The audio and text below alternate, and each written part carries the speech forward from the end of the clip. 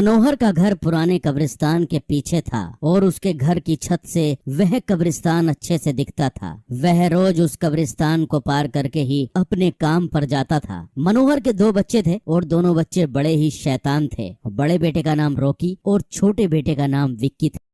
School की छुट्टियों में रॉकी और विक्की की बहन सोनिया भी आई हुई थी। तीनों मिलकर रात के लगभग 12 बजे एक रूम में ट्रुथ और डेयर खेल रहे थे। रॉकी सोनिया से पूछता है कि तुम ट्रुथ लोगी या डेयर। सोनिया डेयर लेती है और पूछती है कि तुम लोग कुछ खतरनाक करने के लिए तो नहीं कहोगे ना। ये हुई ना बात, तो जाओ अब छत पर से घूम करके आओ और छत पर रखे गमले में से फूल तोड़ कर लाना, तभी हमें पता चलेगा कि तुम छत पर से आई हो या नहीं। पर छत पर से तो कब्रिस्तान दिखता है। नहीं, मैं नहीं जाऊंगी वहाँ पर। रॉकी और विक्की दोनों सोनिया को छत पर जाने के लिए जबरदस्ती बोलते हैं। सोनिया छत पर जाती है और जैसे ही गमले में लगे फूल की तरफ बढ़ती है, तभी उसकी नजर कब्रिस्तान की ओर पड़ती है। कब्रिस्तान में एक बड़ा सा सूखा पेड़ होता है। वह देखती है कि उस पेड़ पर एक सर कटी हुई उल्टी लाश लटक रही होती है। सोनिया उसे देखती है और जोर से चिल्लाती हुई बेहोश हो जाती है। फिर जब सोनिया बहुत देर तक छत पर से नहीं लौटती है तो रॉकी और विक्की दोनों डर जाते हैं। वह छत पर जाकर देखते हैं तो पाते हैं कि सोनिया बेहोश पड़ी है। वो तुरंत मनोहर को बुलाते हैं और सारी बात बताते हैं। तुम तीनों को ऐसा खेल खेलने की जरूरत क्या थी?